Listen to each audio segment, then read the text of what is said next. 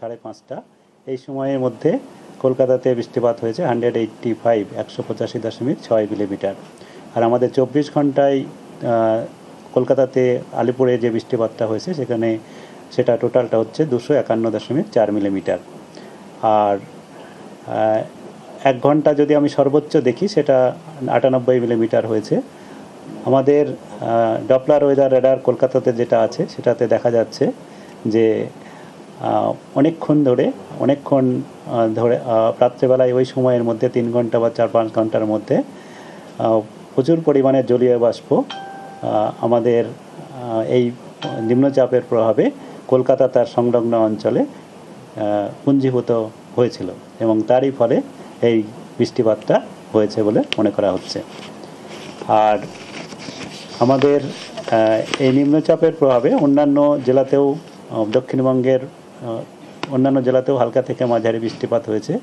আর ভারী বৃষ্টিপাত হয়েছে দক্ষিণ 24 পরগনা, উত্তর 24 পরগনা এবং মেদিনীপুর, ঝাড়গ্রাম ও হাওড়া এসব জেলাতেও যেমন আমরা এক্সপেক্ট করেছিলাম সেরকমই বৃষ্টিপাত হয়েছে। আর এখন যেটা অবস্থান আমি বললাম আজকে সকালে যে নিম্নচাপের অবস্থান, তাতে আমাদের আগ্নেয় পশ্চিমবঙ্গের উপকূল অঞ্চল সংলগ্ন উড়িষ্যা এবং উত্তর পশ্চিম বঙ্গোপসাগরে আছে। আর এটি আগামী 24 ঘন্টায় আমাদের এই খুব একটা অবস্থানের পরিবর্তন হবে না, ধীরে ধীরে একটু উত্তর পশ্চিম দিকে অগ্রসর হবে, কিন্তু ধীরে ধীরে এটা আবার দুর্বল হয়ে যাবে। আর এর প্রভাবে আগামী 24 ঘন্টা পর্যন্ত আমাদের পশ্চিমবঙ্গের দক্ষিণবঙ্গের সমস্ত জেলাতেই হালকা থেকে মাঝারি বৃষ্টিপাত হবে এবং তার সঙ্গে ভারী থেকে অতি ভারী বৃষ্টিপাতও কয়েকটা জেলায় সম্ভাবনা রয়েছে।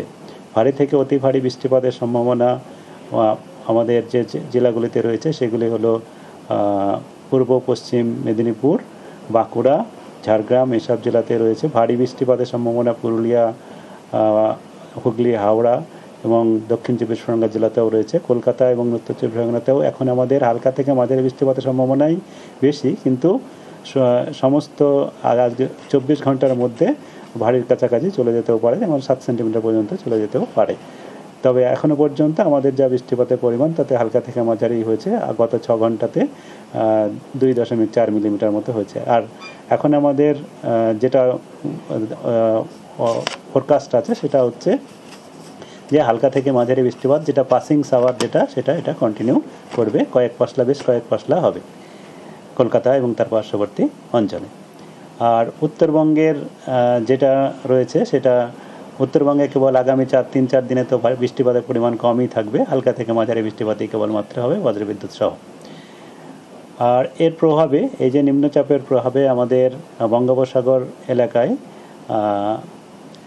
বাতাসের গতিবেগ দমকা হাওয়া 40 থেকে 50-55 পর্যন্ত যেতে পারে, এবং তার সঙ্গে সঙ্গে বৃষ্টিপাতও হচ্ছে। তার জন্যে আমাদের মৎস্যজীবীদের আগামী 5 দিন পর্যন্ত সমুদ্রে যেতে মানা করা হয়েছে।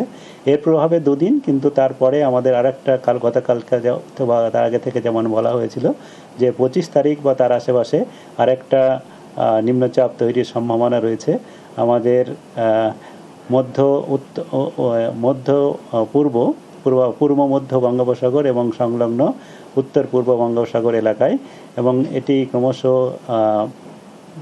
অগ্রসর হয়ে আমাদের উত্তর পশ্চিম এবং সংলগ্ন পশ্চিম মধ্য বঙ্গোপসাগরে আসবে 26 তারিখ নাগাদ, যেটি গভীর নিম্নচাপে পরিণত হওয়ার সম্ভাবনা থাকবে 26 তারিখ নাগাদ, এবং 27 তারিখ নাগাদ এটা উড়িষ্যা এবং অন্ধ্রপ্রদেশ উপকূল সংলগ্ন অঞ্চল দিয়ে অতিক্রম করার সম্ভাবনা আছে স্থলভাগ। তাই এর প্রভাবের জন্য আমাদের মৎস্যজীবীদের জন্যেও সতর্কতা আগামী 5 দিন পর্যন্তই থাকছে। তো মৎস্যজীবীদের আগামী 5 দিন পর্যন্তই সমুদ্রে যেতে মানা করা হয়েছে। আর এই নিম্নচাপ এবং এখনকার যে নিম্নচাপ এর প্রভাবে আগামী 2 দিনে তো আমি ভারী বৃষ্টিপাত বললাম, তাছাড়াও পরবর্তী নিম্নচাপের জন্য আমাদের পশ্চিমবঙ্গের সমস্ত জেলাতেই, দক্ষিণবঙ্গের সমস্ত জেলাতেই হালকা থেকে মাঝারি বৃষ্টিপাত হবে এবং 1-2 জায়গায় উপকূল অঞ্চলে ভারী বৃষ্টিপাতের সম্ভাবনাও আপনার থাকছে।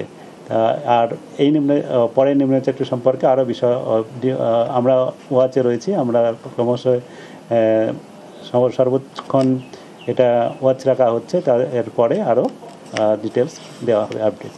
ধন্যবাদ। এরপরের যে নিম্নচাপ সেটি কোন দিকটায় ফর্ম হওয়ার, কোন দিকের অভিমুখ কোন দিকে থাকতে পারে? অভিমুখ পশ্চিম উত্তর পশ্চিম দিকে হবে, যেটা হচ্ছে আপনার আমি বললাম যে যেটা ফরমেশন হচ্ছে পূর্ব মধ্য বঙ্গোপসাগর সংলগ্ন উত্তর পূর্ব বঙ্গোপসাগর অঞ্চলে। তো সেটা ক্রমশ সরে আসবে আমাদের উত্তর পশ্চিম এবং সংলগ্ন পশ্চিম মধ্য বঙ্গোপসাগর অঞ্চলে এবং দক্ষিণ উড়িষ্যা সংলগ্ন অন্ধ্রপ্রদেশ কোস্টের দিকে যাবে। তার জন্যে এটা একটু আমাদের থেকে দূরে হলেও কিন্তু এটা যেহেতু গভীর নিম্নচাপে পরিণত হবে, তার প্রভাব মৎস্যজীবীদের উপর থাকবেই।